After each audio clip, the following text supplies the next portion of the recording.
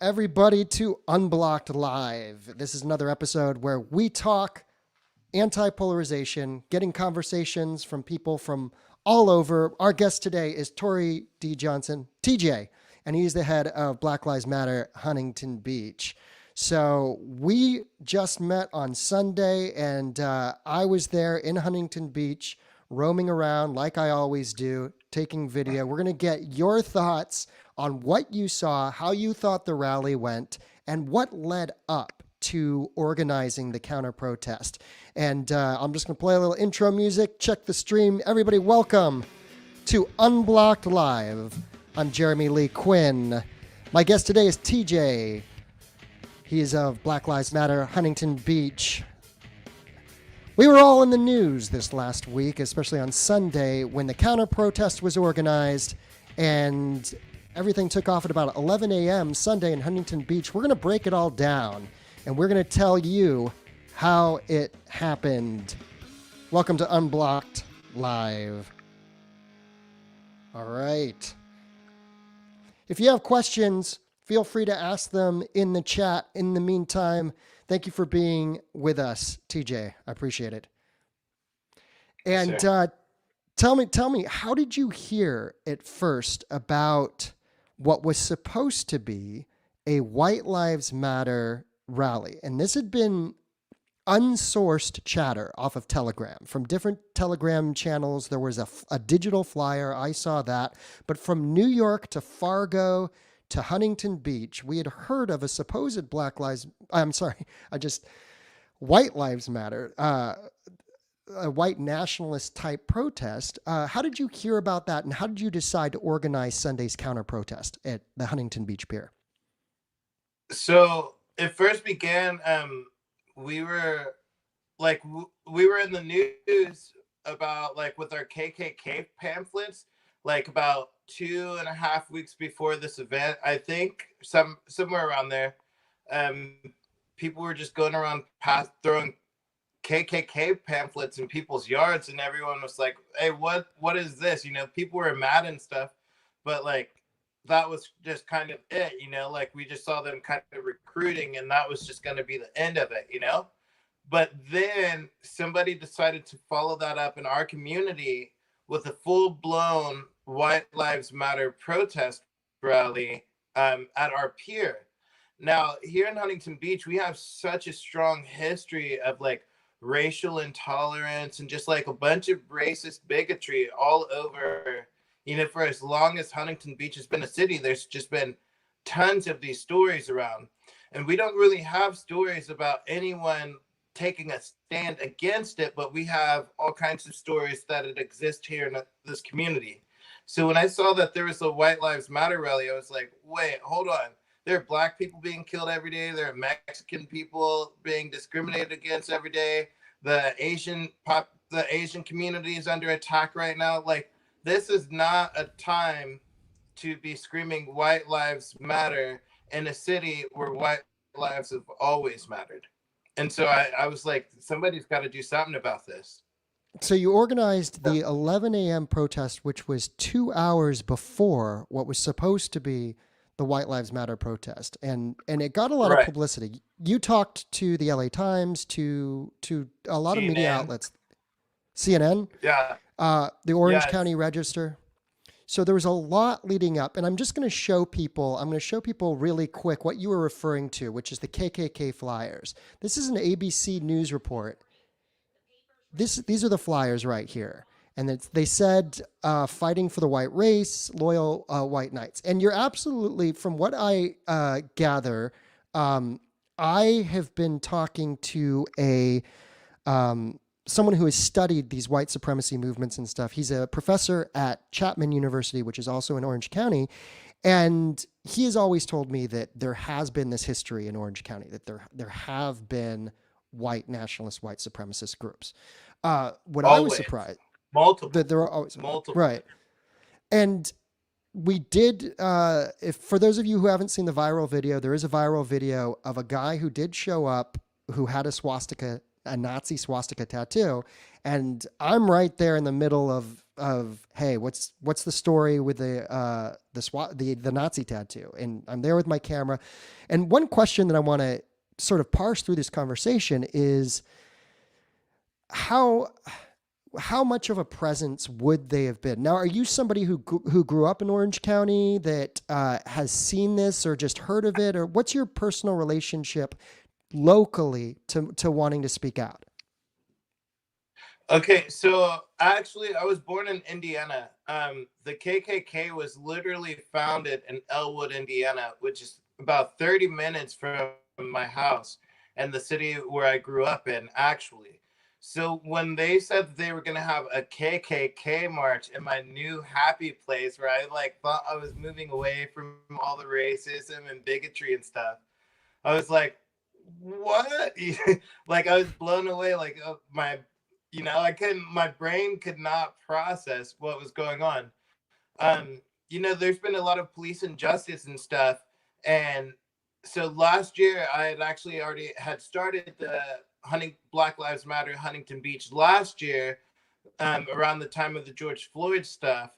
And so I just decided to use my platform that I already have to take a stand against this what's going on, because I feel like had we not made that call to action, we literally would have had our city flooded with white supremacists at our pier speaking all kinds of gnarly hate speech to the general public that just wanted to have a beautiful day and a beautiful community on the beach. Now I'm going to show people what the flyer. Whoops, that was the wrong button. Sorry about that. This one. Those were the old flyers that showed up. That was March 30th. I say old, but that was just 2 weeks ago. That was March 30th. This was in Newport Beach, which is very close by to Huntington. Now, this was the flyer that I saw here on the right. It says White Lives Matter, Peaceful March, Sunday, April 11th. Here, let me just click on it. I think it's going to give me another news story. This was actually in Fargo. You could see White Lives Matter counter-protest plan in downtown Fargo because Black Lives Matter locally sort of stepped up. The same thing. What you had was a lot of Black Lives Matter rallies that showed up 2 hours before 1 p.m. as you organized it. And did you just decide 11 a.m. on your own? Yeah, see this, literally. I didn't talk to anybody. I just that I saw on the flyer that I saw, they used the Proud Boy colors and said KKK March and all this other stuff. And they said that their thing was at 1 o'clock p.m. And I was like, all right, cool. Well, give me 2 hours to organize and we'll meet you there. We'll be there first. And then from that point, it was like Operation Occupy the Pier. And at no point, there could have been 1,000 Nazis that were going to show up. Could have been 1,000 Nazis and we were not going to leave. It would have gotten really bad. No, certainly. As I was there, by the time I had gotten there, the pier was, I think it was only 15 minutes in, but the pier was packed. Huntington Beach police estimate about 500 people, I would say even more, were there on the pier supporting your rally and and making a statement against hate and against white supremacy. It's what's interesting and what I'm finding, and I'm going to just, we have a comment here. I haven't read it all the way through. You never know what you're going to get, but let me see what they says. So this is a viewer. Viewer says there's KKK LARPers. I think he means they're KKK LARPers. Clearly the KKK is hated by everyone and should be, but attacking anyone that is white is ridiculous. So I'm curious what your reaction to that is, because what I will tell you is I did film a lot of video of mobs going after different people.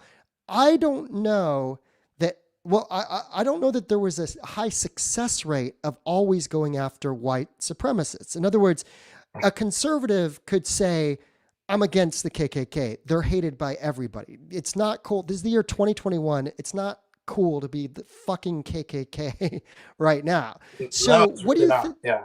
Right, right. So for a comment like that, where somebody says, "Hey, it's not cool to be the KKK. If they show up, everybody's going to universally give them the finger and say fuck off." But what happens when you start thinking that other people are KKK or other people, even if they support Trump, are automatically white supremacists? How do you answer that? How do you answer a criticism that says, "Hey, I saw a lot of people who just seemed like middle-aged white people who were just walking through who were getting mobbed because they weren't necessarily 100% on board." How do you respond to that criticism? Um, I would say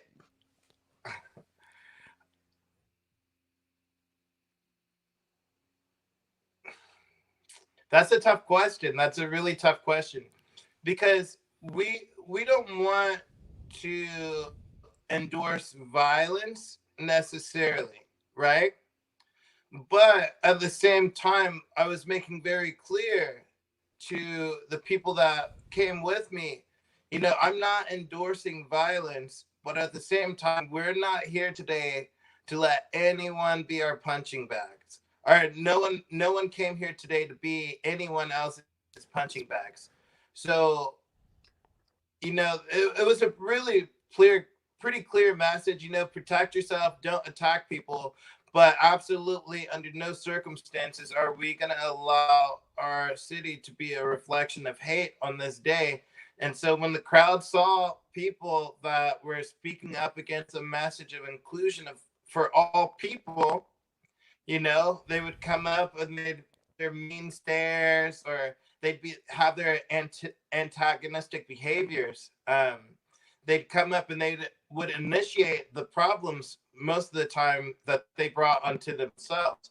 You can't just walk up into a crowd of like a BLM saying anti-BLM messages to a crowd when they were protesting white supremacy and you're a white guy. Like, that's just not the smartest thing to do.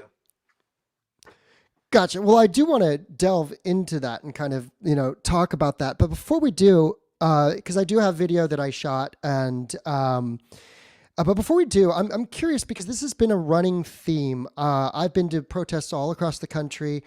The running theme for me in 1 year of doing this has been, and this is why I like talking to local grassroots people. I've been talking to BLM Northern Utah, which I really like, and I'm getting more of a personal understanding of BLM by talking to local leaders, and not necessarily because, in my opinion, Black Lives Matter Global, the big entity, I'm not sure what the message is The big anymore because corporate monster.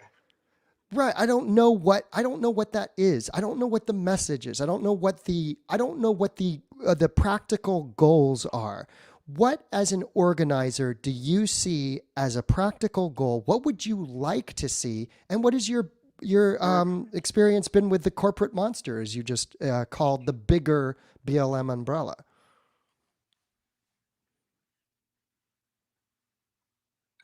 Yeah. So as far as the big corporate machine of BLM, um, there's a lot of us grassroots people. We were just individual, invisible members of our community. Like, we didn't have a platform at all.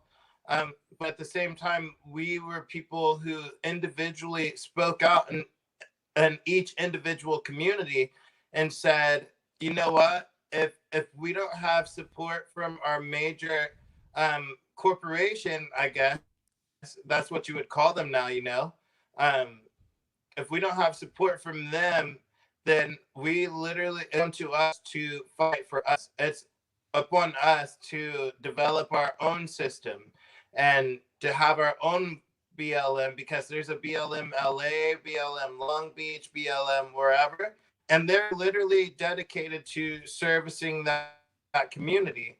And we didn't have anybody here. Like, I tried to call BLM LA.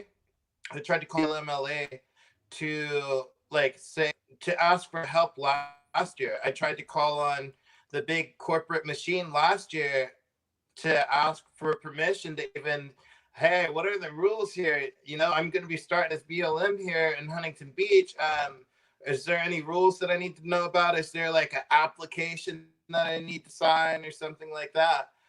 We didn't know who to get a hold of. Like, and I'm a member of the Orange County NAACP as well. So it wasn't just me by myself looking into this. I think everybody in the world wanted to know who is behind Black Lives Matter. Like, all this money that we donated, this $90 million that we donated since the death of George Floyd, where is all that money gone?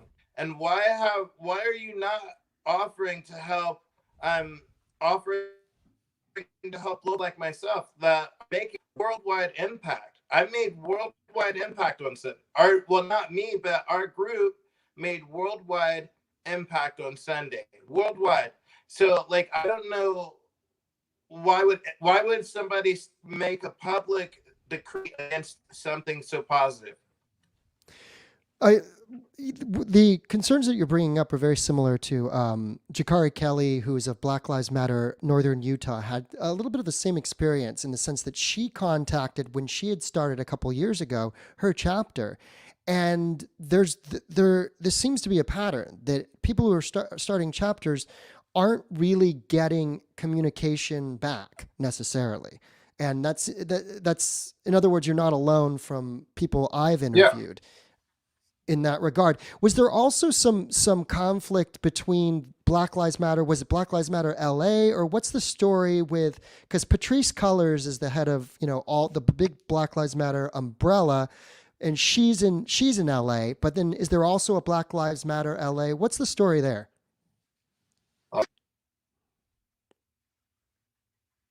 I am so happy you brought that woman up, because she opened a can of worms. So I put out my call to action, right? I put out my flyer and my call to action, and then Patrisse Cullors just kind of pops out of nowhere. She literally pops up out of nowhere and then declares herself leader of the global, what'd she say, of the global network or something? Global network. What'd she say? Yeah. Exactly? I think Black Lives Matter Global is the bigger some global network. Right. Right, the big corporate machine. So she was actually claiming to be like the president, the founder, the person that is in charge, Yeah. Well, so I had never met that lady. I never heard of that lady. In fact, we all wanted to know who that lady was. We always wanted to know. And so the LA Times did a report about me, right? And so right. She opens up the newspaper on Friday morning, and sees a big fat piece about me inside of her local newspaper. And right. I guess that maybe made her feel some type of way. And then she put out a statement discrediting me and my grassroots organization. So when she did that, I got in a lot of trouble. It caused me a lot of stress, a lot of grief. A lot of people were pulling out because they're like, I've gone rogue and I'm not answering to anyone. I'm not including anyone, which is all false.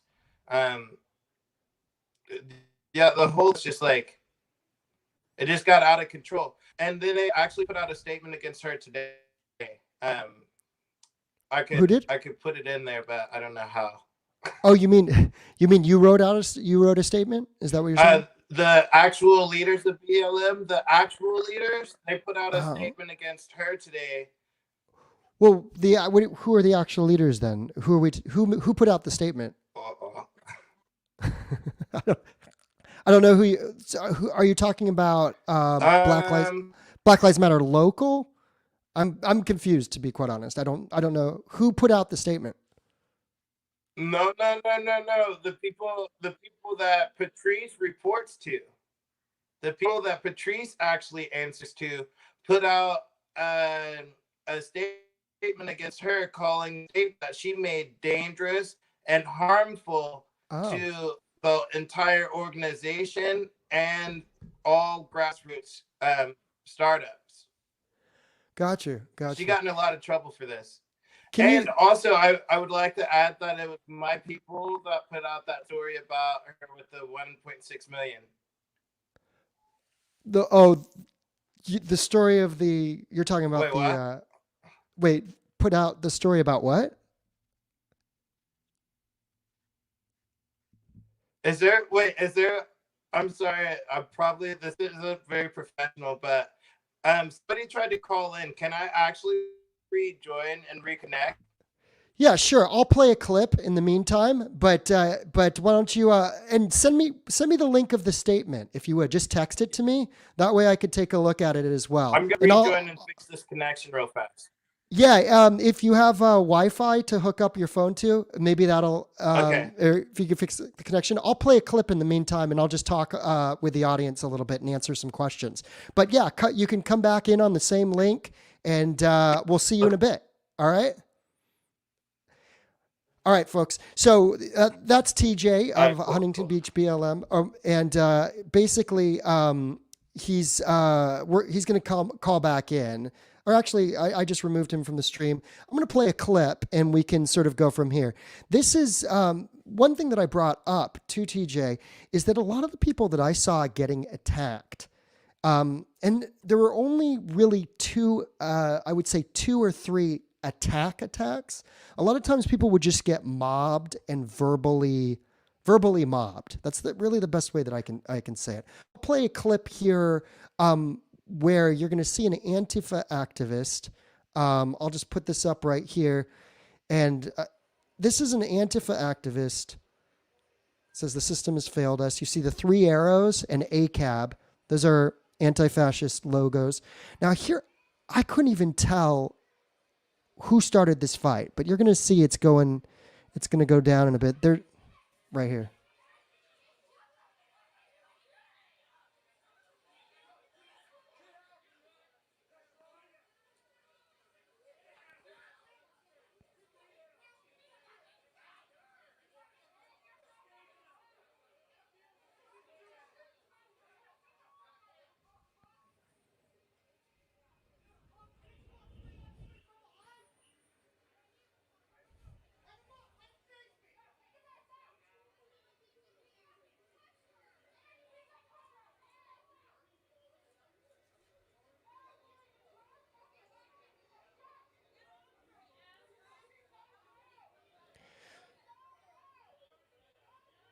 So, oops.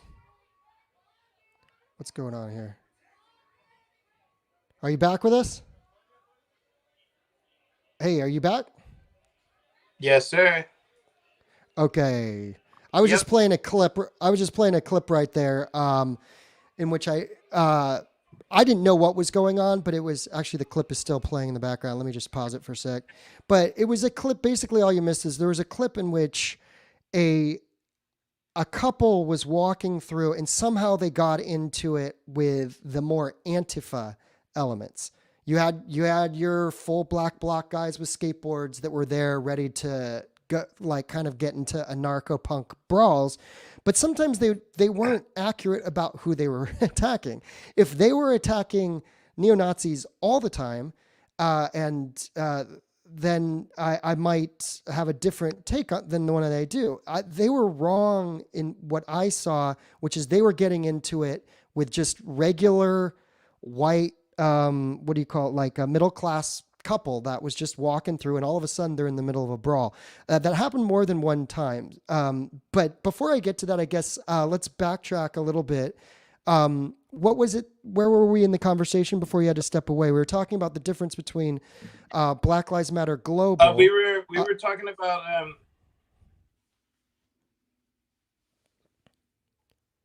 what's that?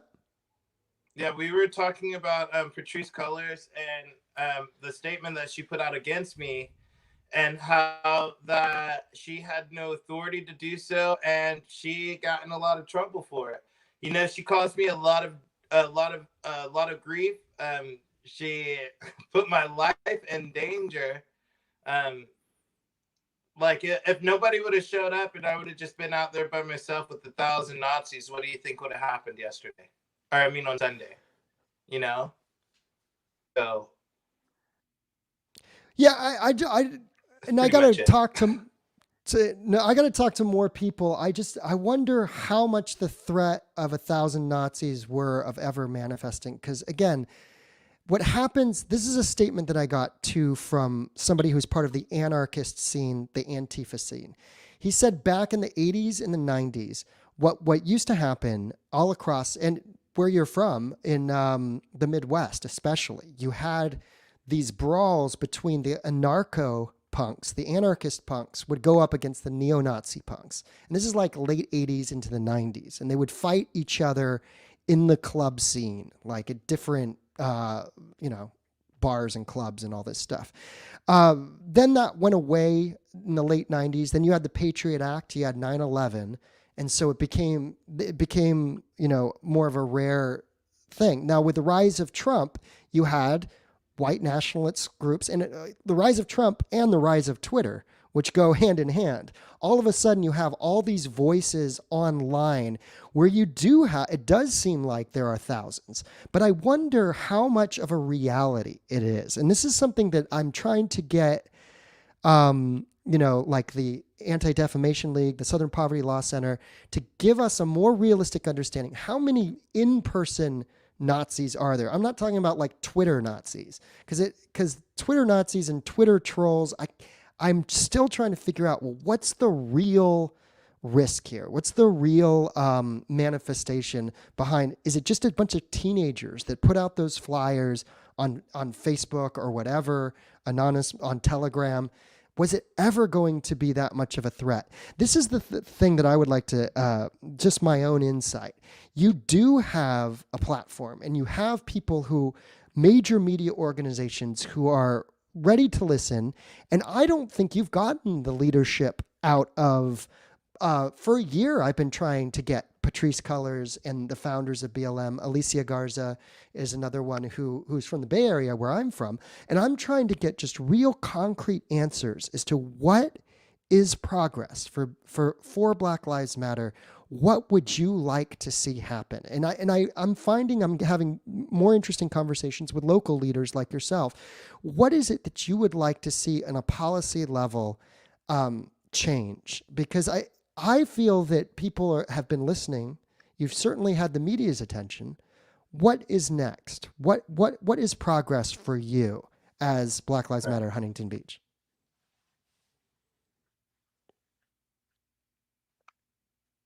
So again, when it comes to each individual grassroots section, the reason why LA is dedicated to LA is because they understand LA. They live in LA.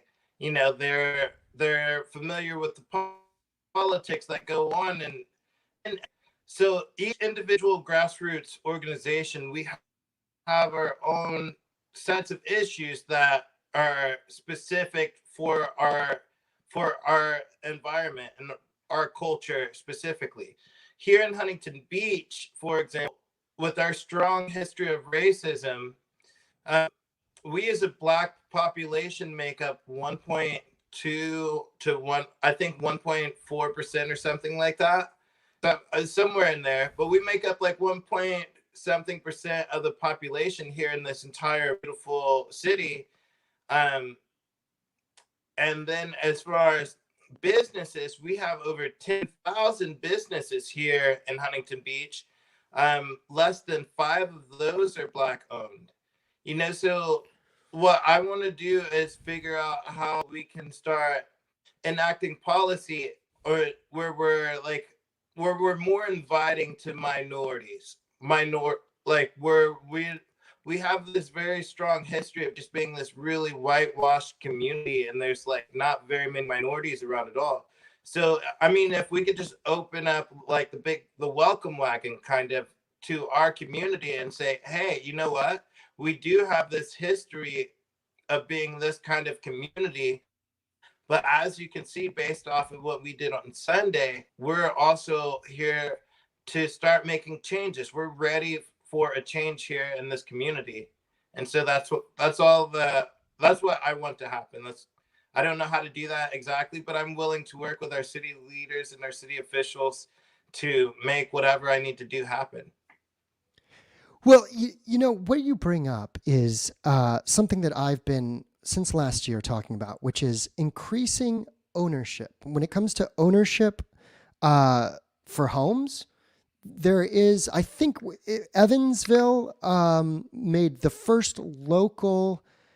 Is Evansville in Indiana or was Illinois? It's in Illinois, but close to where you're from, right? Evansville, Um, Indiana. Yep. Right on the yeah, no, yeah. that's right on the border of Kentucky.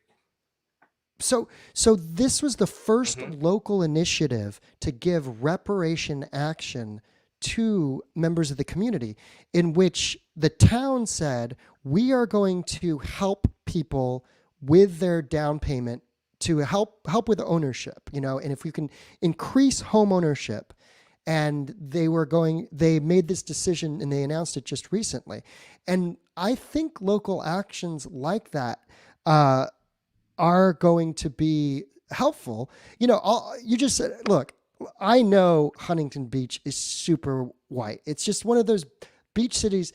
Look, white people got the coast. They just did. They got to the coast and there's a very interesting LA Times story about Manhattan Beach. There was a family called the Bruce family in Manhattan Beach. So this is in LA County. So it's less than an hour north of where you are, north of Huntington. And the Bruce family, and I encourage everybody to read this article. It's about the Bruce family and how in the 20s they had a black resort in Manhattan Beach. The city used eminent domain to force them out.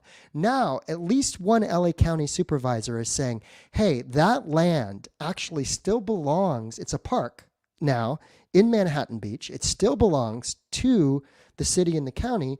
Let's give it back to the people who it was taken away from. And the descendants are in Florida now. But it's a very interesting story because it's a specific story in which there was a wrong, and that wrong can be corrected. And I wonder if, certainly, if we can turn our attention to measures that work, that make sense. If there are more situations like that, that might be a rare case where a city or a county has used eminent domain to take land away from a family, even as far back as the 1920s, and they can do something to return that land. I think that's going to be very interesting to watch these local stories like Evansville and the reparation measure in which they're helping people with down payments who are black get into homeownership if people who already have a home, they're allocating money for home improvement. So they're making economic efforts. And the thing with a place like Huntington Beach that is so overwhelmingly white is, well, how do you have a conversation? Now, I'm not sure. This is my challenge to you. How could your next rally create more of a conversation? You see my logo here.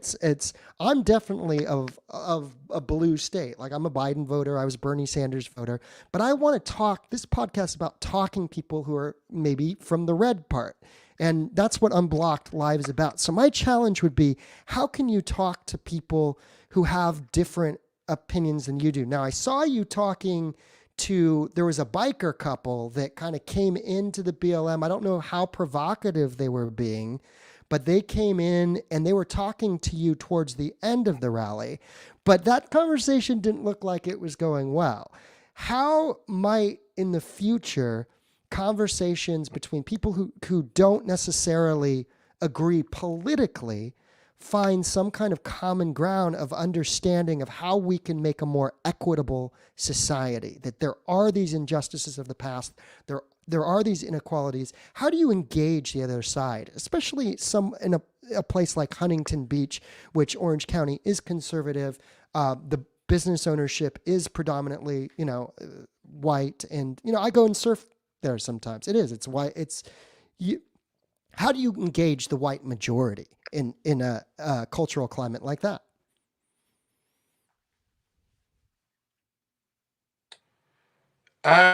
Um, I would say, really, the only way to really communicate is we need both parties to communicate. We need both sides to come to a mutual understanding and a common goal, which should you know, my goal obviously was community and unity. So that's how I had so much support.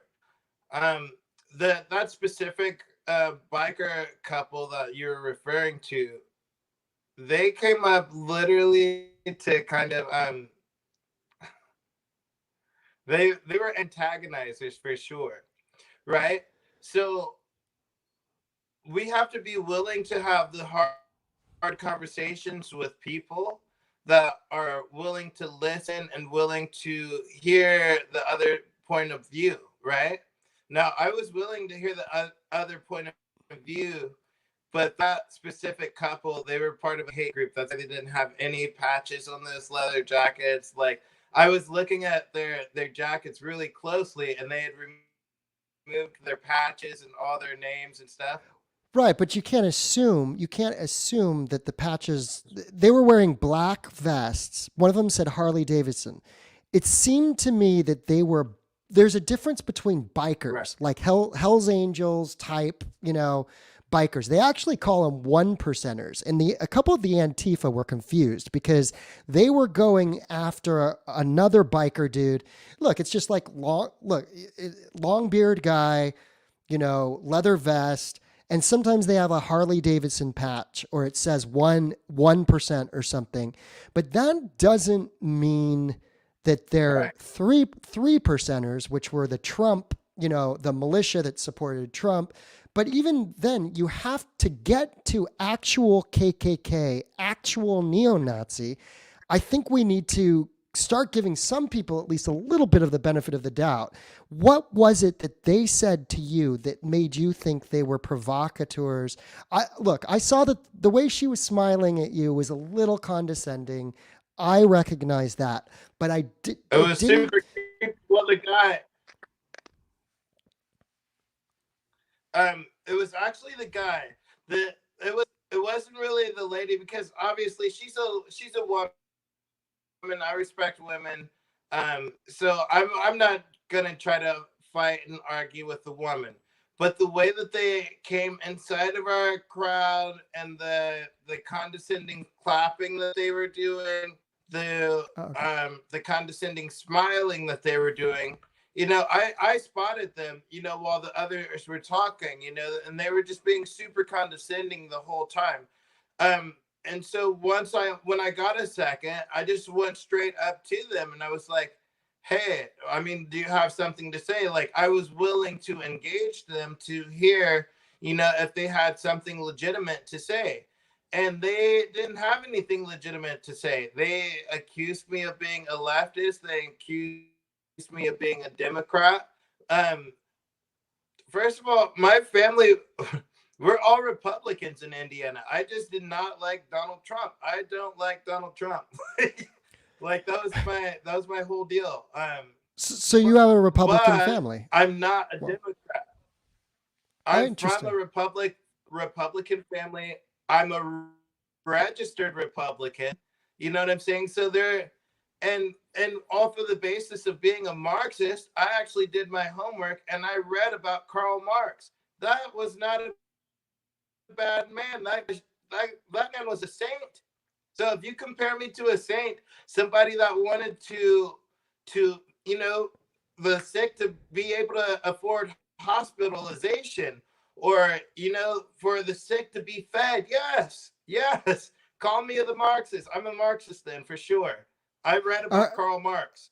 so you're a Republican Marxist, is what you're telling me. I guess so. Yeah, I guess so. I just try my best to be a good person. You know what I'm saying? Well, Like yeah. I literally live with my heart on my strings, like with my heart on my sleeve, like, and I truly try to care for others. Like I grew up in the foster home care system. I know what it's like to to feel like you're abandoned, to go through the world feeling like you're not loved or supported by anybody. I know what that really feels like. So for me, this is truly about helping somebody else not feel like that and not go through that.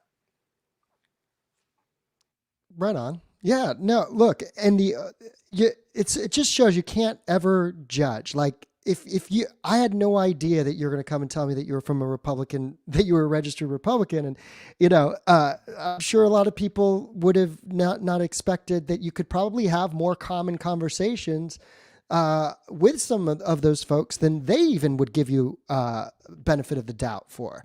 So I think what I'm getting at is that we have a problem right now in this country where everybody's judging everybody very quickly. We've been living in a year of snap judgments where we don't really dig enough to get to, well, what can we do? And so that would be my question. If we do another interview in the future, I would love to see how you progress as an organizer as far as,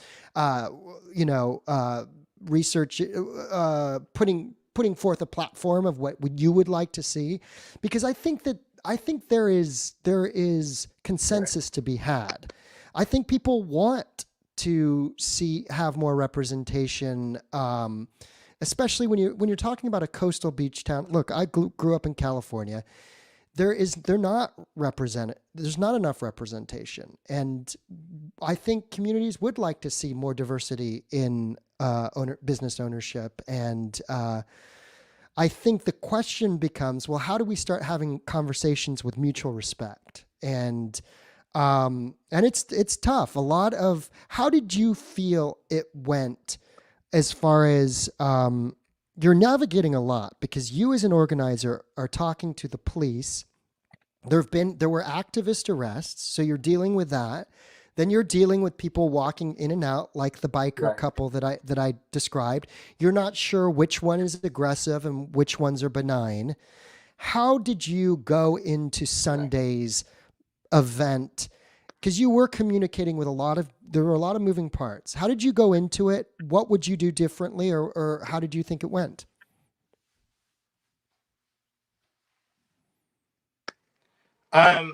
Overall, this was a week of challenging my adversaries. Like this was, this was the entire week was just like surfing through adversity, like because I had the statement from the BLM. I got in trouble with my local chapter on the NAACP. They said that they didn't support the action. Really? I had other organizers because I didn't include them or their group. I had other organizers that were like coming my head too. So I had a lot of people that were saying, no, no, no, don't do this, don't do this, don't do this. But like at the end of the day, like it takes people like me to stand up for something that's right. If you truly believe in it and other people support you and what you're doing, then you can't let the naysayers win. And this was a week of just like really challenging my naysayers and creating a massive W on a worldwide scale for our city, which my mission was accomplished. Like I woke up yesterday and I felt great. I'm not in jail. Our city is in the papers for once for not being racist. Which honestly, you can check the news about news reports previously about our city. Always something negative. It's always something racist. 9 times out of 10. So on this one Sunday, on the one day, for the first time, and I don't even know when, Huntington Beach has a reputation for not being racist. Well, only on this one day that this certain space was cleared of racist. Well, kind of. Now I'm gonna challenge you a little bit on that. One thing that I will do first is I'll play the clip. If people haven't seen the clip of there was a guy with a swastika tattoo. He had a crew of about 3 or 4 that are with him. You're going to see him. So I'm going to play this clip really quick, and we're going to see. This is from CJTV, who you should follow him on YouTube. This is CJTV, and this is the guy right here on the left of your screen, and he has a couple guys with him, but he has the light. His friends are getting him out right now. They're saying, "Hey, let's get out of here." And you can see me with the baggy hoodie there. And now the crowd is on to him, and they just start following him. Let's listen in.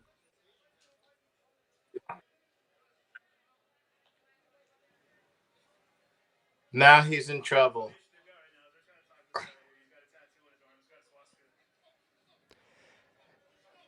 Now that guy had his hands. The Asian dude had his hands behind his back, and he keeps asking, "Why do you hate me?"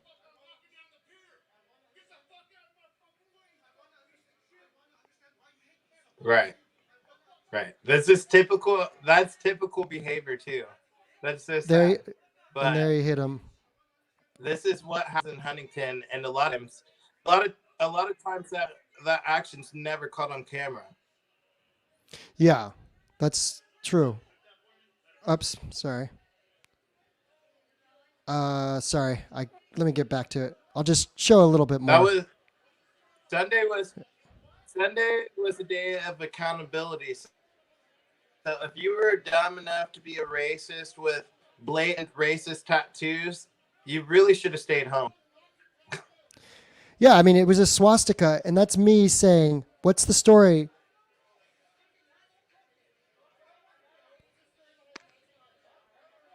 What's the story behind the Nazi tattoo? I kept asking.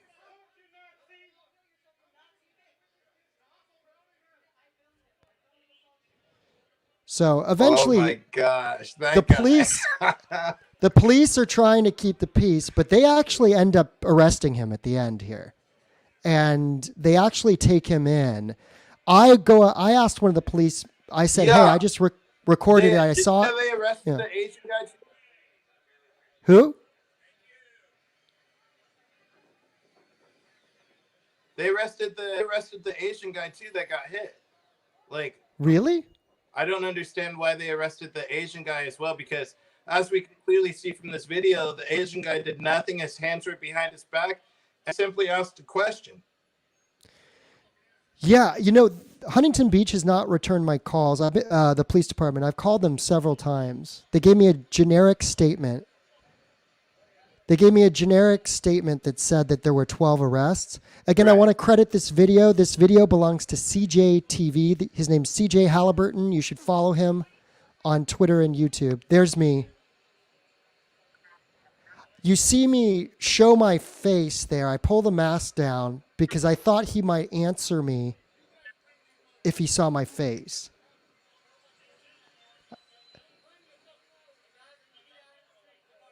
And I'm asking, I just say, what's the deal with the Nazi tattoo?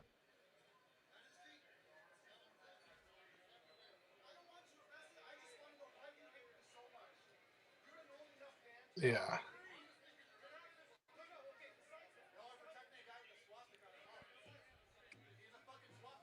Yeah. So now they take him over here, and they're going to actually book him now. So it's like... Oh, let me actually give you some more information about that guy that I found out as well. About which guy?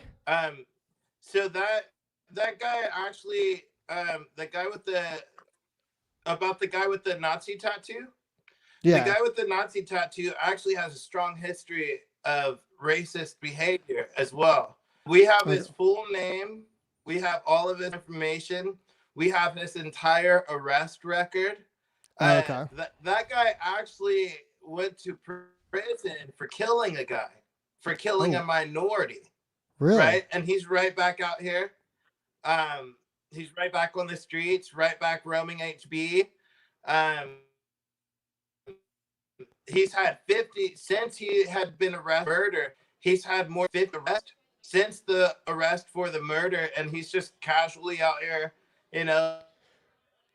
Well, I don't know racist thing still. So that guy came out looking for trouble. Yeah, he came out looking for trouble. That's for sure. I can send you that. Send me the info. So this is them saying bye bye Nazi. and he's getting booked. He never answered my question, which was, what's the deal? What's the story behind the Nazi tattoo and so forth. But I'll be honest, this is the one guy who has a Nazi tattoo. I've been looking. Or wait, can you? Were you able to see that last video or no? So I've been looking all over the country, and this is I the watched one. it. I saw that. Okay, cool. That was the one guy that basically I saw who had a full-on. I saw one guy in Oklahoma. What I'm trying to say is these guys suck. Obviously, they're also very rare, and I don't know how much organizational power that guy had. He had 4 buddies with him. But here's the other side of the story, and I'm going to play another clip now, which you're going to see some Antifa guys not really being honest brokers and all this. So I'll just play that real quick. Like this. Look at this guy's little fucking beard. Look at this fucking dumbass's beard. This is the most fucking... The beard just screams I'm a racist piece of shit. And now he's walking away like a little cunt.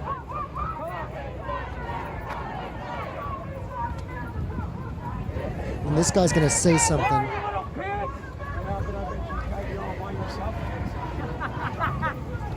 That's what you got. That's what you got. Hey.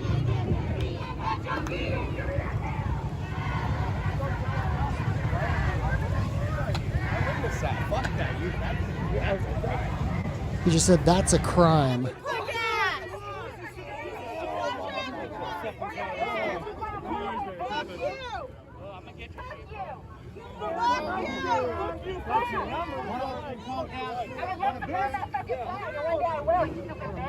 Okay.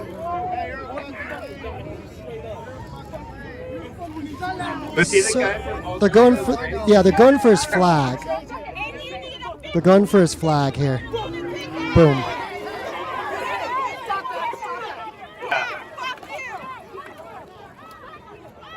Right. That's my buddy. That's one of my buddies that actually grabbed the flag and tried to rip it from his hands. He got arrested too. So they arrested the flag guy, which I didn't really understand. So this got the flag guy. He'd been there since I think like 11:30, and he was up the street a little bit. And there's honestly, there's something very off with him. And I would almost say conspiracy theorist doesn't even begin to describe just sort of where this guy is. Because he was talking QAnon, he was talking babies being eaten, apparently he was talking about Kobe Bryant and the Democrats. That's according to another. So this guy was gone. And at the same time, gone as in he just had some really out there, I don't even think you can call them ideas. But so that the crowd goes after him because he has his flagpole, and then he gets, you see him later and he gets a little cut up, and then he gets arrested. So I'm at this point where I'm just like, well, what's the point of that? How do you, if you're going to organize and you're going to talk to a crowd and be a leader, how do you address something like this? Like you saw the kid spit on the other man. Now this is a crowd on the pier side. If somebody didn't have a mask on, they were asked to leave. Just if they didn't have a mask on. That kid spits on another person, So, and this is a hypocrisy I do not like, which is if they think that somebody's a Trump supporter and doesn't have a mask, then they attack and say, you don't have a mask, you don't have a mask. And as soon as they're gone, then they took their mask off, and I saw 2 people talking to each other that were on the pier side. So how do you deal with what I want to say, I guess behavior that really is not productive. It's not going to, in a sense, it makes the left look bad, in my opinion. How do you, as an organizer, as a leader, address that?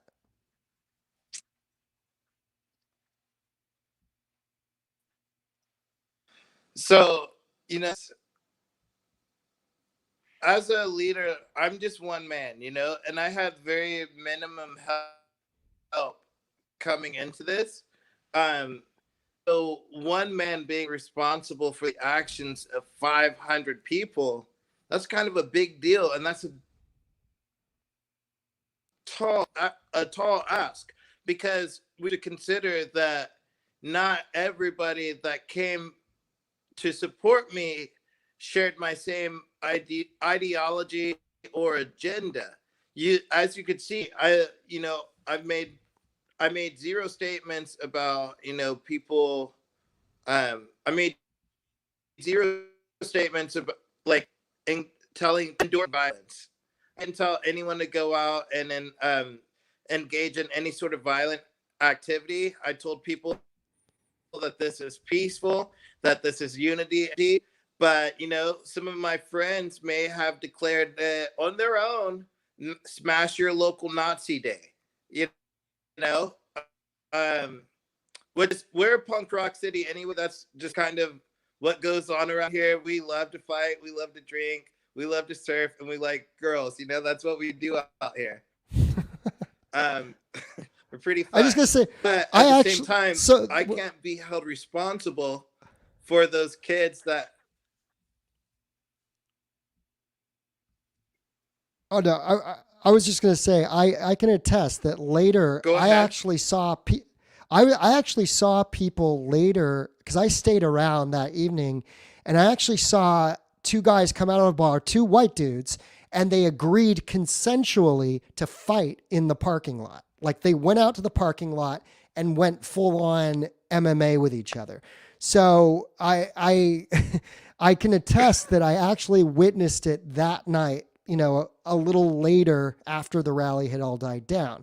So yeah, you get that kind of street fighting culture or punk rock as thing that kind of comes in. But I guess what I'm trying to say is that I've always felt that at the core of Black Lives Matter is a message of there are wrongs in the past. There are things that we can do to essentially address this, but it gets muddied and it gets lost amongst all of the street fighting and the bad behavior. And those are the words that, if I were to play that clip more, I have another clip of people. In other words, there were like 10 to 12 different times that I saw white people get mobbed where the crowd converged on them. Of them, I would say there were two situations. There was the guy with the swastika tattoo. Actually, if I play this clip a little more, you'll see one more where a guy is clearly, I'll just show you right here after this. So they steal his hat, and that doesn't go up. But this guy is definitely. Oh. This is America. This is our law. Get that motherfucker. Get that motherfucker. Kids, he just saved your life. Get the fuck out of here. Fuck you.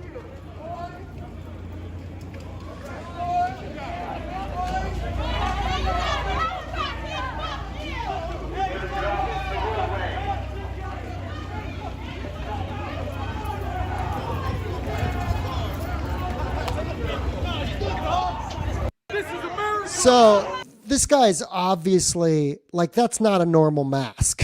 If I analyze this guy, I mean, he's got the snake. He appears like he's libertarian, but there's something going on here with this guy that they were on to.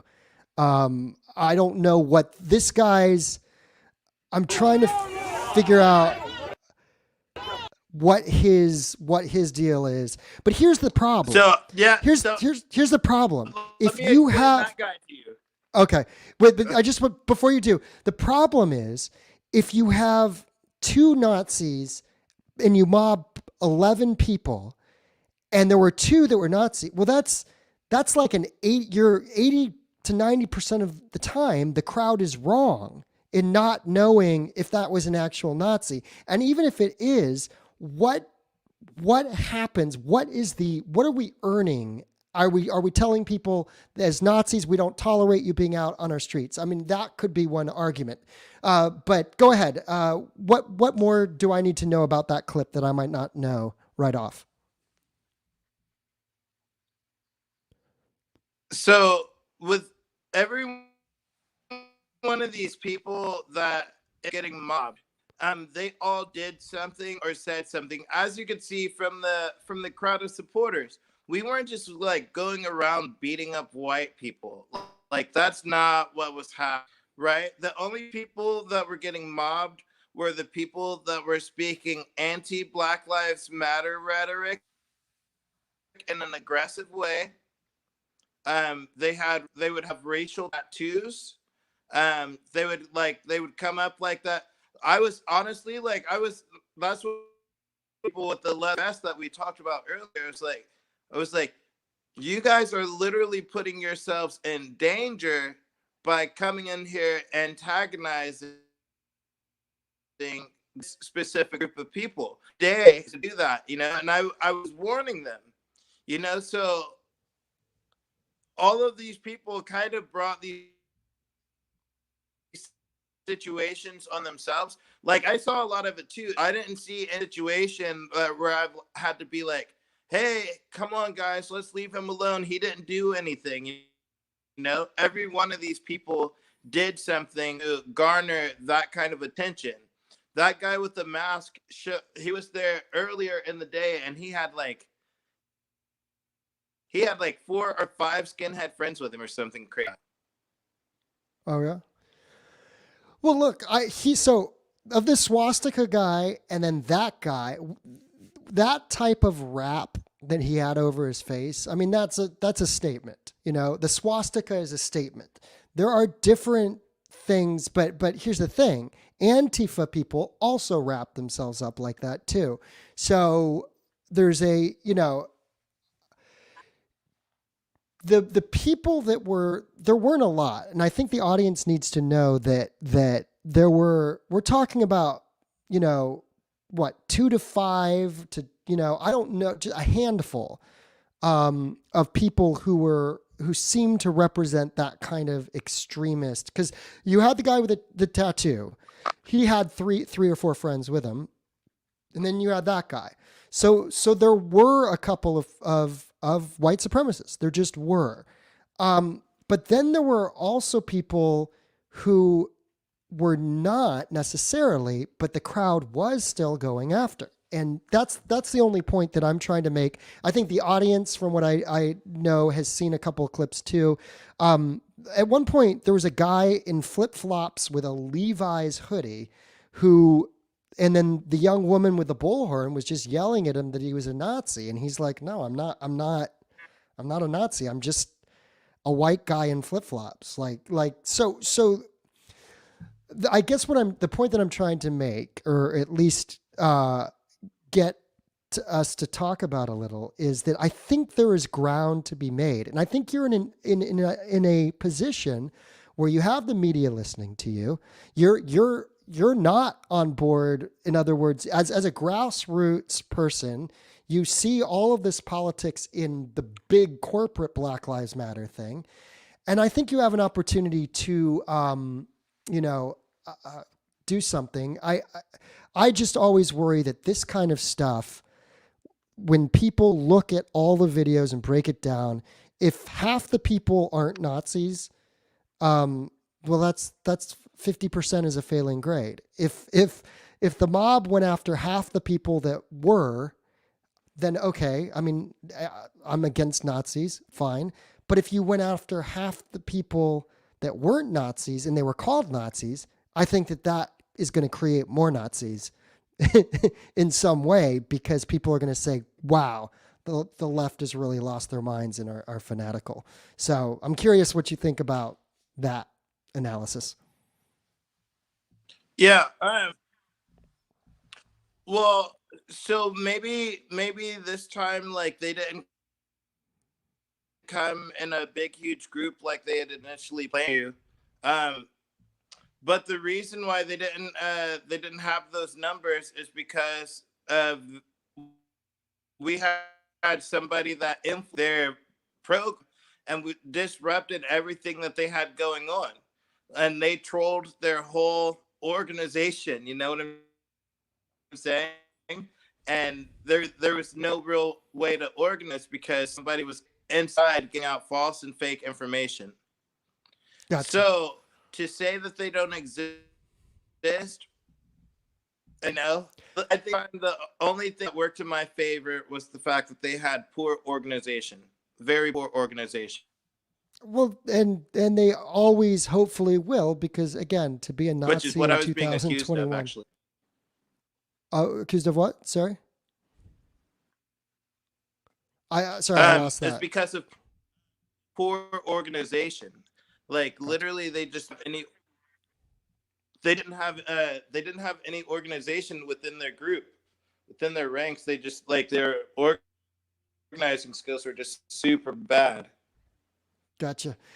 This is a viewer comment that I think is interesting. Jordan Burns says, TJ, I would also suggest you guys marginalize Antifa from your protests, as they are truly counterproductive to your cause. That's kind of along the lines of what I was asking, which was, if you go after half the people that are Nazis, and they are Nazis, great. You just told some Nazis to fuck off. But if you go after half the people that you went after weren't Nazis, then ultimately, isn't that counterproductive to the cause? And that's my criticism of Antifa groups, is they just don't care. They want to fight anybody who they think is a Nazi. How do you respond to a comment like that, that says that Antifa groups are counterproductive to the cause?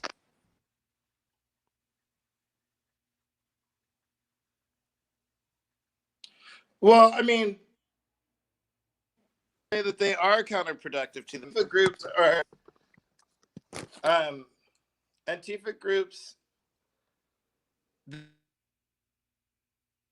They're known to be violent. They're known to be disruptive. They're divisive. But I don't necessarily understand what necessarily the Antifa groups. Sorry. Because as far as I'm aware, Antifa means anti-fascist, right? So anti-fascist means that you don't support fascism, right? Right. But I don't support fascism. And so I'm not Antifa. If we don't support fascist. Well, I mean, but if we don't support fascist, then technically are we Antifa? No, look, I get that whole thing. Does it I'm work just like saying, that, or how does it work? well, no, I mean, I don't support fascists, and I consider myself against fascism, but that doesn't mean that I approve of these Antifa anarchist groups that go out and cause fights and want to pick fights. Because, like, for example, the guy who I said was talking about Kobe Bryant and the Democrats and QAnon and baby's blood and all that. That's the guy who had his hat taken when we last saw him, and the big flagpole. That guy is off. He had nobody with him. He was a loner. There was one kid that was there with a flag because he was against abortion. So there was a young teenager that was also there. But the guy that was the QAnon theorist ultimately doesn't need to be punched, I don't think. That's the best that I could say. In other words, it's counterproductive to the cause if the Antifa groups are saying, well, we're against Nazis, we're against fascists. That crazy QAnon person's a fascist. Boom, boom, boom, boom. Well, you just attacked a guy that really was just on a street corner, saying whatever crazy shit he wanted to say. And ultimately it becomes the headline. It distracts.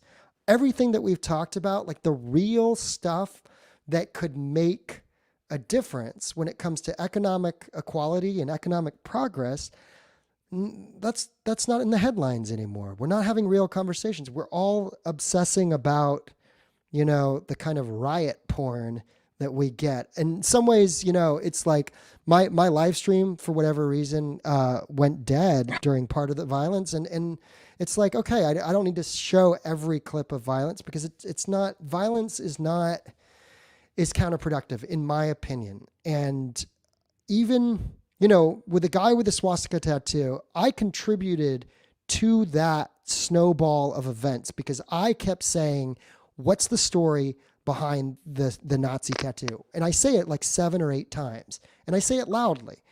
Now, I feel that is within that. That's not me saying, that's me being against fascism, but that's not me saying we should attack the guy. And actually, a lot of people didn't, because if you look at him, he's built, he obviously knew how to throw a left, you know, and people didn't. When it came to the real Nazi guy, people were actually kind of scared of him, you know, because they didn't know if they were going to get shanked, or what was going to happen if they went after. Because obviously, if he's done time, it's probably a prison tattoo. I guess the point that I'm trying to make is I'm questioning myself. How important was it? Like, you guys got on the map for Black Lives Matter, local Huntington Beach. My final question of this conversation, I appreciate it, is what can you now do with that would be productive? Because I personally am not sure that even what my contributions were on Sunday, which were filming violence and showing people violence, I still think that distracts as well from the message of economic equality, what we can do to make progressive decisions, and affirm a message of Black lives mattering. So I guess that was like 4 questions all packed up together. But I guess what I'm saying is I'm getting tired of going to these things. I'm getting tired of the violence. I'm getting tired of shooting video, putting it out there, and it's just mob attack after mob attack, and I want something more. And so I'm looking to you. I'm saying, hey, leave me with some kind of hope that this can get somewhere. And I just think that with this media, I'm not sure that with the LA Times and the Orange County Register and all this stuff, like, if nobody had said anything at all, I just don't believe that there were 1,000 Nazis out there waiting to show up. I think that in some ways if we over-generate and over-publicize and hype up, you know, what was an unsourced, we never knew who was organizing this thing. It was a phantom thing. And I agree to standing up to not, because when the actual guy was there, I kept saying, what's the story? What's the story?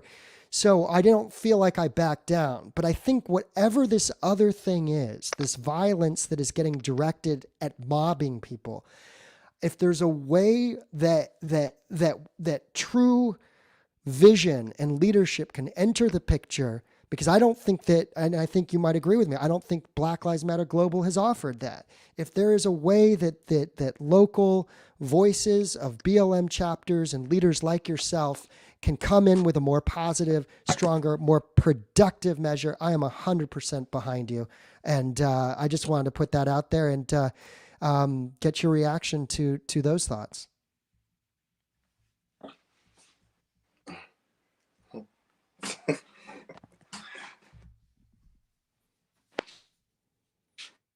Yeah. Can you hear me still?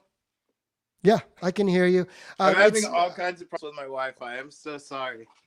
It's all good. I'll give you the final. I just gave you my soapbox speech. I'll give you the final word. You know, tell me, how has anything that I've said or showed you changed how you viewed Sunday? What are the victories? What are the places that we can, or you could see activists working on for better progress in the future?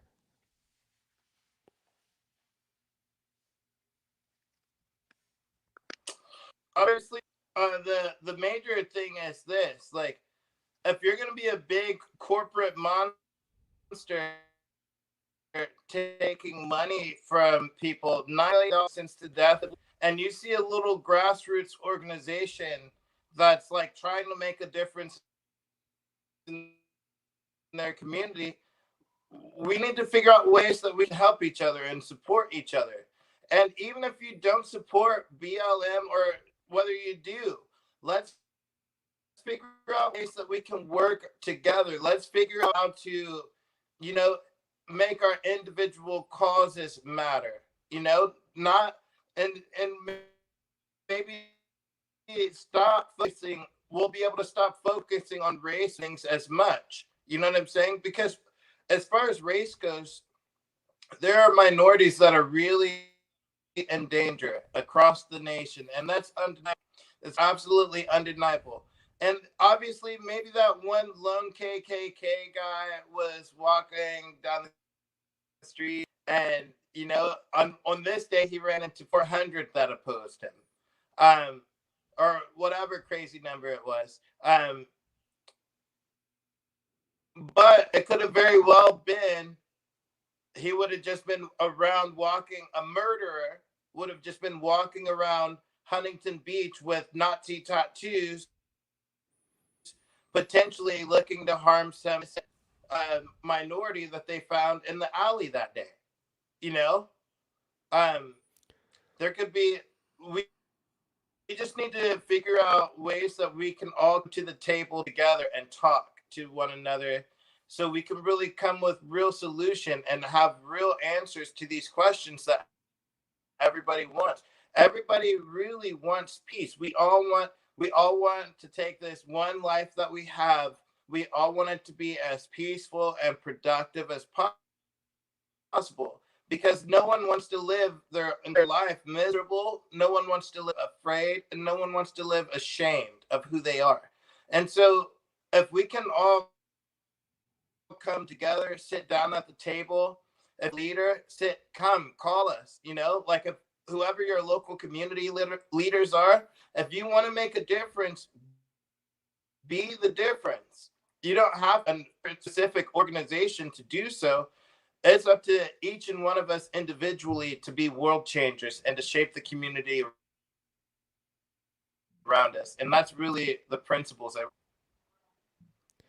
Well, I look forward to hearing more about how your journey in activism continues. And I certainly, one thing for the audience that they should know is that all of the video clips I showed were on the opposite side of the street as where Tory was. TJ, you and your group, maybe I'll just show a 1 second or so of just so people understand the positioning here. Well, yeah. Of where. I just want to say, I just want to say real fast that, you know, I was under a lot of pressure, a lot of scrutiny. Literally, the police planned when they woke up that morning. They planned that I was going to jail on that day. They made no that, you know, I was going to be incited for a riot and all of this stuff.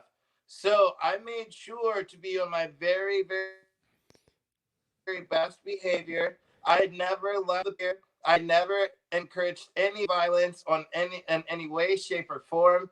And all I did was put out a community call to action to stand against racism. Yeah, and it's, for the people record. should well people should know you were on the opposite side of the street as all of these attacks that we've seen. You were, and let's see, let me just play like a quick second, you know. So after what's this? So this is, I think you've even left by now. You left, and then there was all this other stuff that happened. Yeah. The police, there was even a march. The entire team. Yeah. So once you wrapped up, these crowds were then looking for something to get into.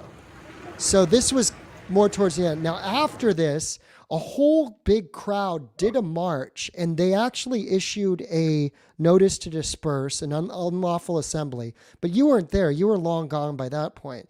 There was a standoff on the street between the police and a big crowd. And ultimately, after issuing on my cell phone, I got all these messages that says you have to disperse. So at that point, I went upstairs. I actually went up into a bar and was shooting from the bar up above at that point. But then the police just left, and then everybody dispersed, and there was no major. I've been to a lot of these things. This could have gone a lot worse. But you stayed on the pier, and I understand your point that you can't be responsible to everything that happens outside the pier. But that's going to be the challenge of activists in the future, is how are they going to get a message out there that competes with violence and just sort of, these street brawling, so.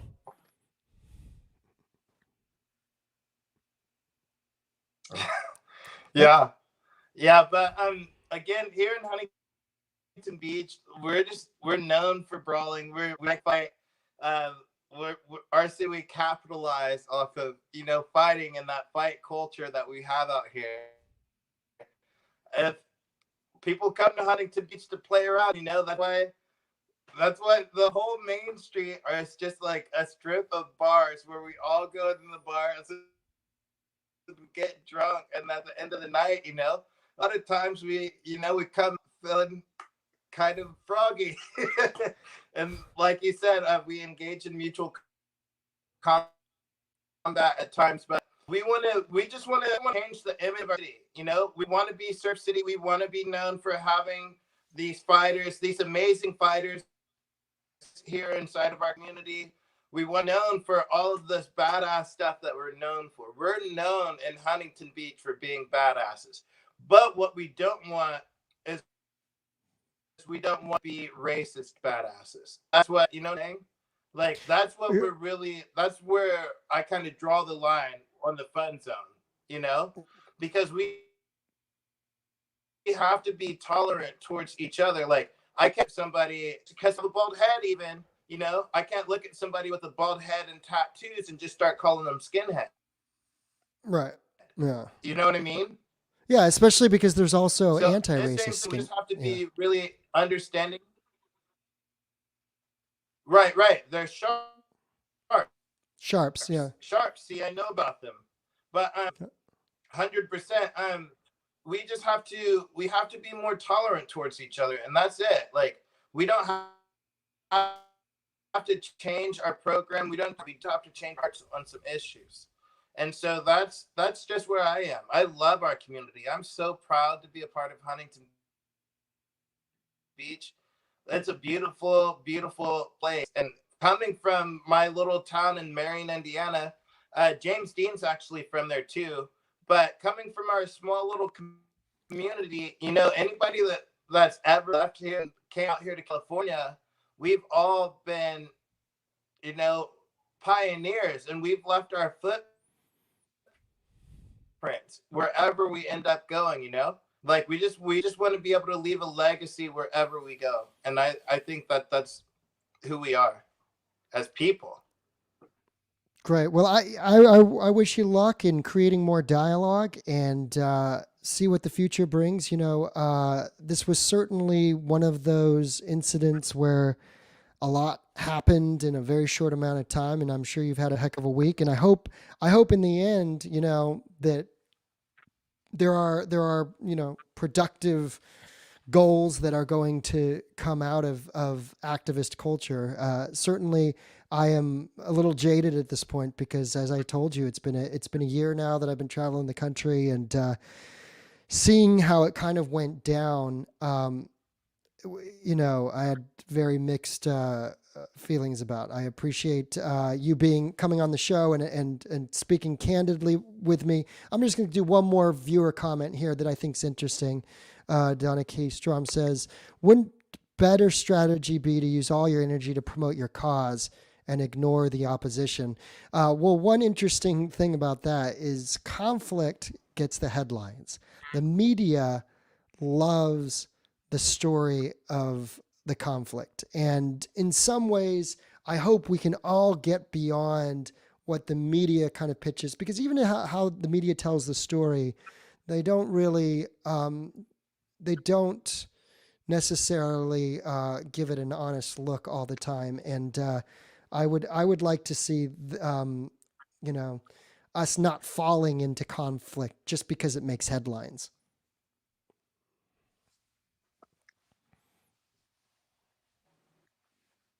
Right, right. Yeah, but also because of that conflict and that it was like building up rest at 31 or something crazy like that, we needed to build that up to really bring attention and awareness to the fact that we really do have skinheads that wage every day. We have skinheads that are racist landlords or racist business owners around here, and so really just bringing cameras out here and putting face and a name on it. That's what we were about. And sorry about the storyline, leading up to it, but without that storyline, as you said, the media would have been disinterested. It would have been another peaceful protest, and no one would have cared. That is true. And it's kind of one of the paradoxes about all this. One thing I can show right now, I'm curious about the statement that you sent. Let me share the screen again. 1 second. This is the statement that was from Black Lives Matter. Now, who sent you this statement that we're about to look at?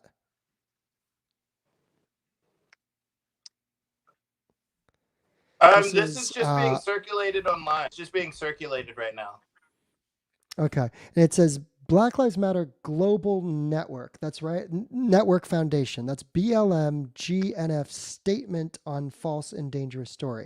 So it says I'm having a hard time reading it. Let me get closer. April 12th.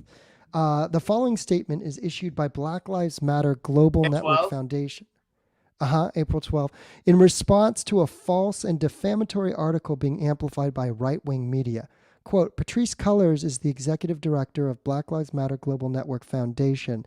She serves in this role in a volunteer capacity and does not receive a salary or benefits. Patrisse has received a total of $120,000 since the organization's inception in 2013 for duties such as serving as spokesperson and engaging in political education work. Patrisse did not receive any compensation after 2019.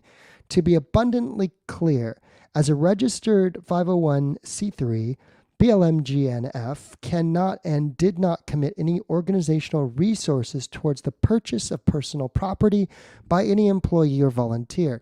Any insinuation or assertion to the contrary is categorically false. So this is basically a statement defending one of the founders, Patrisse Cullors. She lives in LA. She's one of the 3 women who founded Black Lives Matter that has, accumulated tens of millions of dollars in donations. And she and her partner bought a home in Topanga Canyon, which is along the coast just south of Malibu. So there's been speculation because it is a, over $1 million type, shore community home.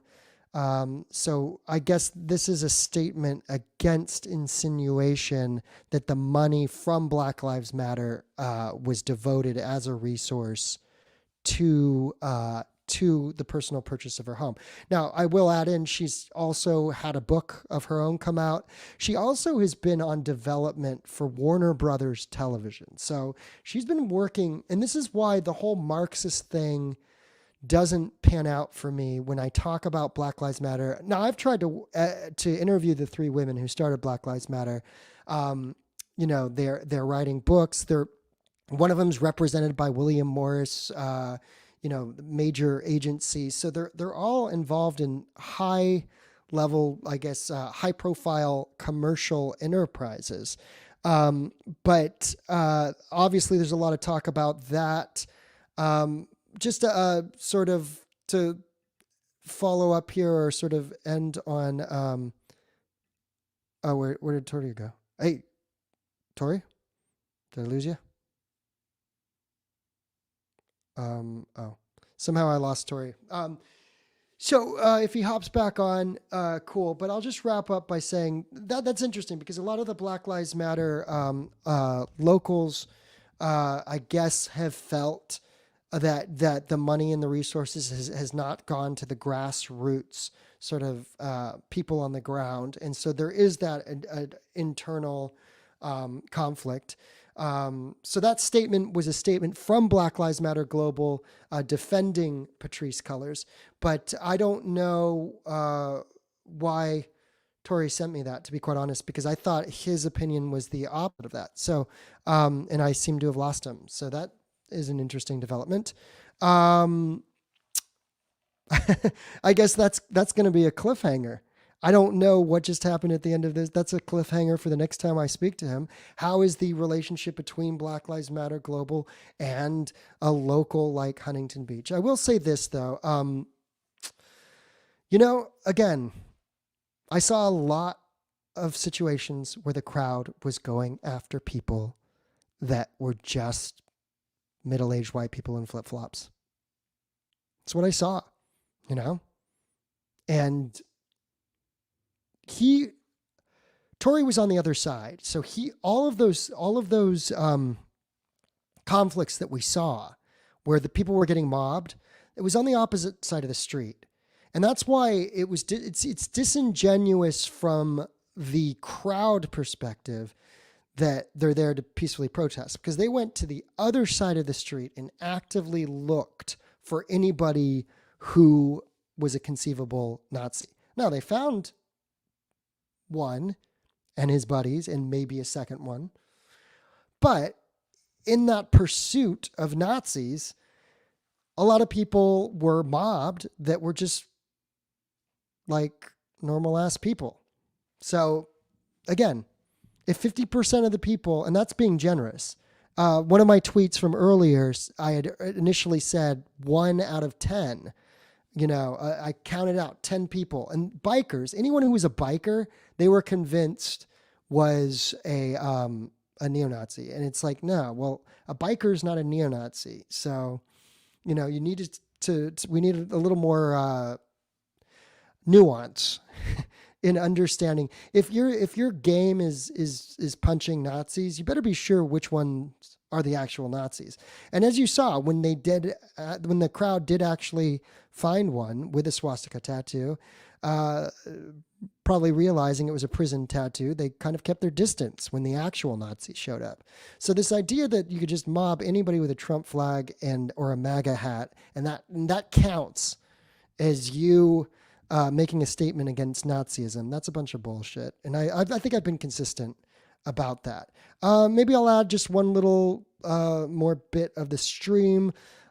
Sorry, guys, I ignored a lot of your questions. We were having a tough time speaking through the conversation there. This is an interesting comment. An article on how BLM Antifa hurt grassroots activism would be a good start. I haven't been following the conversation. There are some articles like that. One of them I was featured in back in September, and it was the New York Times. Farrah Stockman, who's a Pulitzer Prize winning author, she wrote, the original headline was, "Are anarchists," meaning the Antifa group, "actually hurting the movement for social justice?" They changed it to "the truth about today's anarchists." So that's an internal change where you're at the New York Times and Farrah or somebody writes the headline, right, that says, asks a question and says, are the anarchists hurting the pursuit for social justice? And then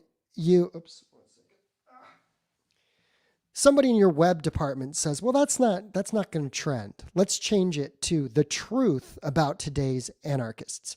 And that's the article that went out, and it pissed a lot of anarchists off because we were essentially saying, and because I was interviewed as a subject for that article, that a lot of the anarchist culture, or what is called Antifa, they're really synonymous, has gone into this culture of activism now, this militant activism.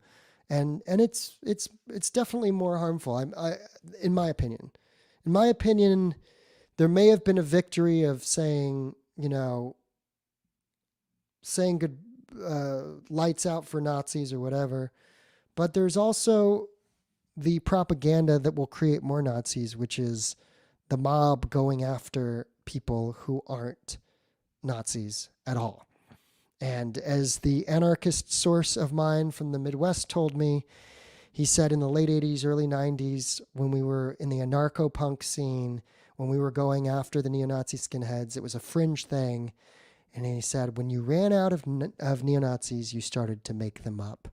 And that's what happened in the Midwest. They started going after college Republicans and other white nationalist types, or white nationalist adjacent types, whatever you want to say.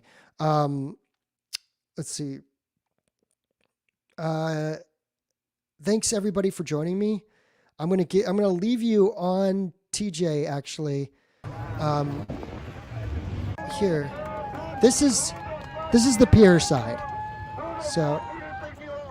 So this is the pier side, and all of those conflicts were on the opposite side of the street.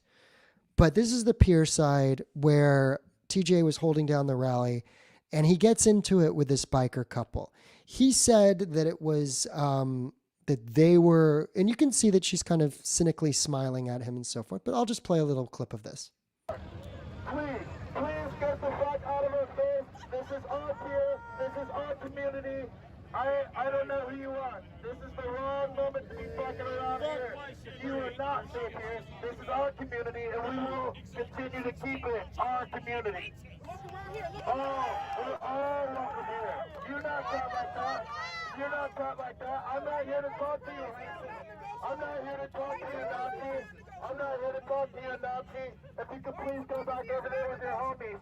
Fuck you. Fuck what you stand for. I'm not fucking with you. So, I forgot. It's the fuck you that gets the applause. It's tribalism, right? In the last hour and a half,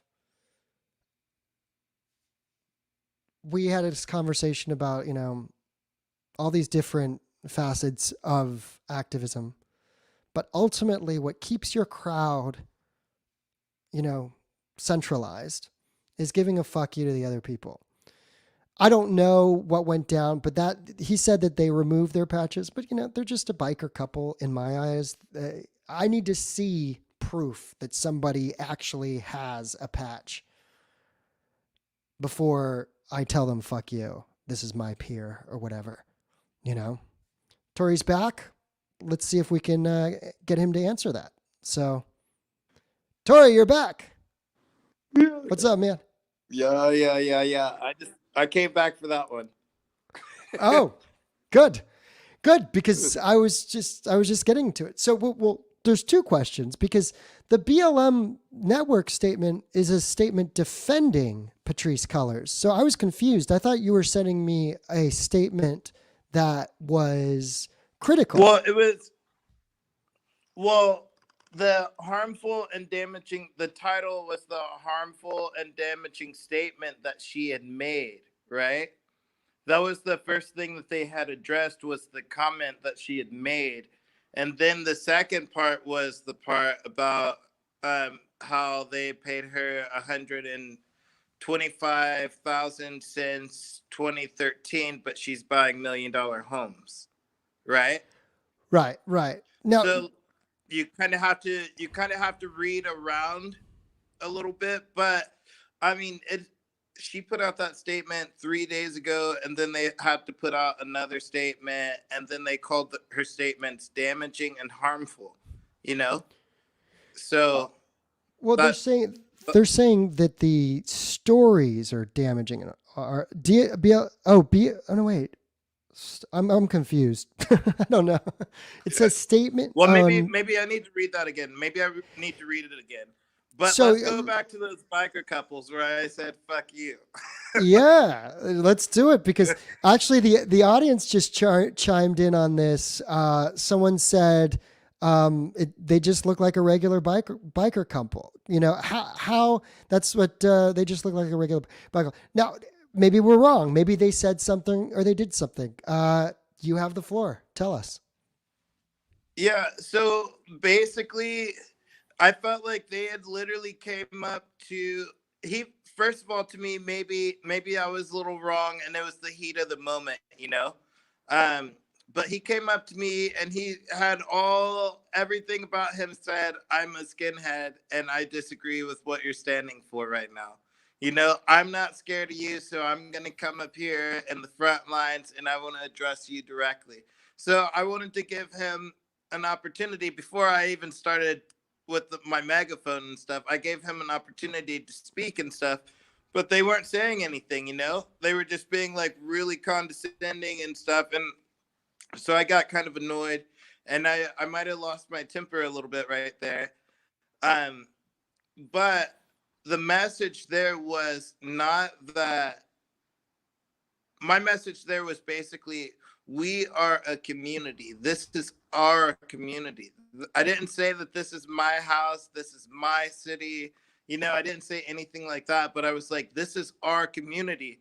And this is a message of inclusion of everybody. So, like, for anybody to come front row and to disrupt that, you know, I'm like, fuck you. You know what I mean? Like, you're not going to come to my birthday party and disrupt my birthday party where we're having a peaceful celebration and disrupt things. And then without me like being like, hey, who are you? What are you doing? You know, fuck you, bro. Like, that's literally what I was saying by that. So maybe I was a little bit wrong in my delivery and my messaging and stuff. I'm no scholar for sure, but at the same time, you know, I'm like, if anybody's just gonna come into your house and like pee all over your carpet, you're gonna say "fuck you." Like, that's what that was. Well, let me ask you this: if you saw that guy again at another rally, do you think you could have a conversation that you guys could actually? Oh, for sure. Yeah. For sure I could. For sure I could. I'm always open to having conversations because conversations is how we get solutions. We can't get solutions without having difficult conversations. And it's not always going to be something that I want to hear, even, you know? Like, I don't claim to have all the answers or to be right all the time. So, with me having knowledge of that, I'm willing to listen to somebody else and share their opinion of like what they believe right now, you know? Fantastic. Thank you so much for you know, you actually we finally have good reception. Like where you are outside. I came outside. Yeah, we finally, it's at the end of an hour and 40 minutes and we finally have good reception. So I was trying to charge my phone and my Wi-Fi acts up right there, but I only have like 4% on my battery left. Well, okay. Well, we're gonna have to have a follow up at some point because I'm curious how this has been a great conversation. How you go? Thank you for appearing on the podcast and how you go, where you go from here with your activism. Someone just commented they appreciate the self reflection and everything that we've discussed, and so it's going to be worth a follow up. And my guest today has been TJ of Black Lives Matter Huntington Beach. Thank you so much for being on the show. And where can people find out about you? In other words, do you guys have a website, or is there anything that you're moving forward? I literally so I'm now, as of right now, I got so much attention that now I have to start a nonprofit. So So I actually am gonna, you know, I'm grassroots, so I have to do everything the right way, and so that's gonna be my journey right now. But I do have a Facebook page, Black Lives Matter Huntington Beach, and that's basically all I have right now. And then, obviously, I'm gonna be having more coming in the future. Fantastic. And we'll hear more. And there's a question that just popped up. I just want to make it clear that TJ was on the pier side the entire time. So people weren't attacked on the pier side. The fighting took place on the other side of the street, kind of by the outdoor mall and the restaurants. That's where we saw all the chasing and the mobbing going on.